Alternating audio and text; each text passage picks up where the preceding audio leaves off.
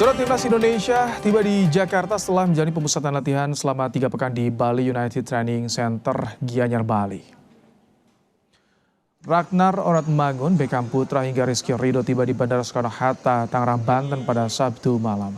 Mereka merupakan 26 pemain yang lolos seleksi ketat John Herdman untuk tampil di Piala AFF 2026. Juru taktik berpaspor Inggris itu mengandalkan kombinasi pemain muda dan berpengalaman. Skuad Garuda akan menantang Kamboja di laga perdana di Stadion Pakansari Bogor pada Senin nanti.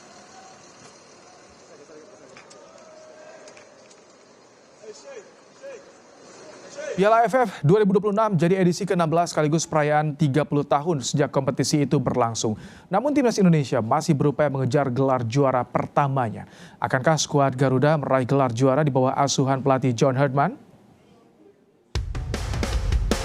Piala AFF masih jadi ambisi yang belum tercapai timnas Indonesia. 30 tahun bergulir, skuad Garuda belum pernah mencicipi manisnya gelar juara di kawasan Asia Tenggara.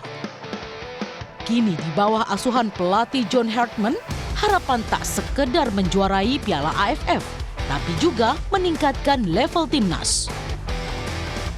Herdman menyebut kompetisi ini jadi pembuktian untuk timnas bisa naik ke level Asia. They're ready to step up for AFC. I mean, our goal is to qualify for the World Cup.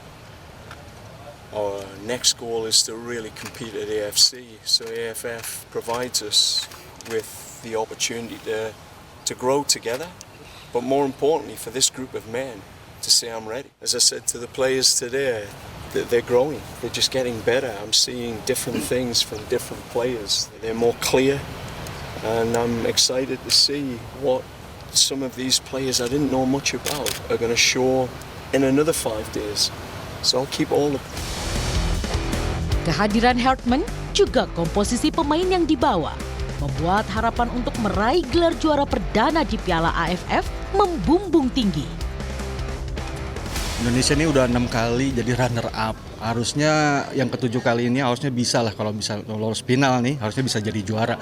Karena John Herdman itu kayaknya mau bawa suasana baru lah buat timnas Indonesia. Lagi-lagi sejarah membuktikan bahwa kita sudah sering runner up. Mungkin saatnya ini menjadi juara.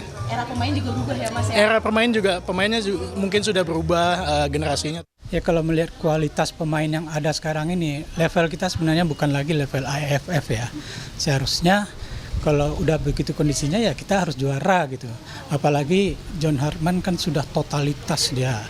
Udah mau melatih itu pindah benar dia ke Jakarta dan itu kelihatan ya. Kualitas pemain terus berkembang di bawah pimpinan pelatih John Herdman membuat publik tanah air optimistis Indonesia bisa merengkuh gelar juara di Piala AFF tahun ini. Namun patut diwaspadai, Indonesia harus bisa belajar banyak tentunya dan memiliki strategi khusus untuk menghalau permainan dan juga pemain naturalisasi yang berada di timnas Vietnam, Kamboja dan juga Singapura. Yang membuat laga di grup A tentunya semakin ketat. Rini Taniken, Gahniar Febrian, Kompas TV, Jakarta. Di edisi ke-30 tahun Indonesia belum pernah sekalipun merasakan gelar juara Piala AFF. Seberapa penting sebetulnya gelar AFF bagi timnas di era saat ini? Kita bahas bersama dengan analis sepak bola Firzi Idris. Selamat malam Bung Firzi. Ya, malam Mbak Im, malam semua. Baik, tadi kita simak bersama, sebagian penonton berharap kita juara AFF. Untuk saat ini harus tercapai nggak sih dengan materi pemain sekarang, Bung Firzi?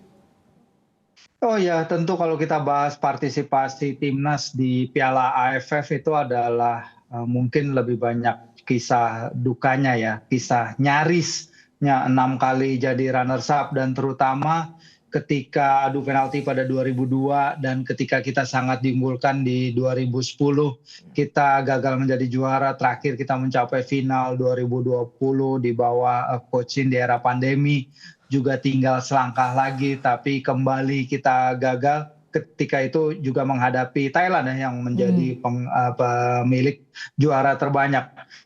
Tentu kita nggak bisa melihat diri kita sebagai kekuatan yang udah level Asia. Kalau Asia Tenggara aja kita belum taklukan ya. Ini kan semuanya step by step ya, regional, kontinental, baru level dunia. secara ranking dunia memang kita di turnamen sekarang itu urutan ketiga ya, tapi 100 kita peringkat 118. Dua negara Thailand, Vietnam itu di atas di atas ranking 100 ya, jadi 94 dan 99. Tapi kan aktualnya mungkin kita punya ranking di atas juga, mungkin sepantaran dengan mereka atau lebih baik. Jadi menurut saya ini adalah suatu kewajiban untuk kita bisa membawa pulang trofi Piala AFF, tapi kita juga lihat komposisi squad ini seperti apa dan bagaimana John Hetman mempersiapkan tim ini dalam konteks menghadapi Piala Asia dan juga nanti menghadapi kualifikasi Piala Dunia 2030. Bung Firzi, sebetulnya apa sih yang jadi kendala atau batu sandungan bagi timnas ketika kita 6 kali runner up gagal untuk jadi juara, yang bisa jadi pembelajaran lah untuk timnas era sekarang? Iya, berbagai macam ya, sakit hati dari hasil di leg pertama kita sudah lebih baik, tapi kemudian di leg kedua kita kalah, adu penalti 2002, 2010 kita juga begitu diunggulkan, tapi di leg pertama lawan Malaysia kita terkapar, 2004 juga kita diunggulkan lawan Singapura, tapi kita kalah di Singapura. Jadi ini banyak sebenarnya ya berbagai faktor yang menentukan, berbagai skenario, berbagai kisah nyaris itu tadi yang membuat skuad Garuda ini kok kenapa sampai sekarang itu masih belum bisa menjadi kampiun di antara negara-negara tetangga mereka sendiri. Sebenarnya itu sih yang mental block dan mental barrier. Selama mental block itu belum bisa terpecahkan, kita belum bisa melewati tantangan tersebut, ya kita akan selamanya ya masih membicarakan what if, bahkan untuk di level Asia. Masa Singapura aja udah juara, Malaysia sudah juara, tapi sementara kita belum gitu. Jadi itu sih sebenarnya bukan suatu tingkatan yang kita ngerasa kita udah lebih tinggi karena pemain-pemain kita udah bisa main di round 4 qualifiers. Tapi buktikan bahwa kita juga bisa menjadi raja di kawasan. Seperti itu. Kalau soal konsistensi bagaimana? Apakah memang untuk di level turnamen konsistensi timnas itu perlu diuji lagi nih? Ya, ini kan sepak bola cycle ya. Tentu secara siklus kita mengharapkan lebih baik. Kita nggak bisa melihat siklus 2024 akhir ya, karena ketika itu di Piala AFF antara Coach Shin atau Coach Sintayong itu turnamen terakhirnya atau PSSI memutuskan untuk menurunkan timnas yang terdiri dari para pemain U23 ya. Waktu itu kan persiapannya menuju SEA Games. Terus habis itu kita harus melihat juga konteksnya ketika itu kita menghadapi Vietnam yang kita akan hadapi juga sekarang. Kita nggak bisa menang lawan Filipina pertandingan terakhir, itu juga menentukan.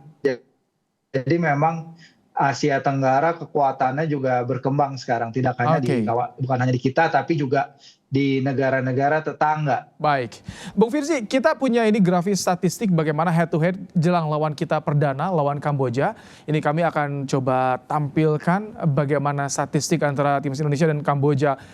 Runner up 6 kali secara head to head di Piala AFF, 2 kali kita menang. Sementara peringkat FIFA 118 berbanding 175. Bagaimana Anda melihat statistik ini kita dengan Kamboja, Bung Firzi?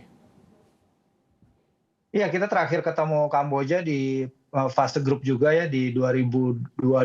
Ketika itu kita menang 2-1 ya.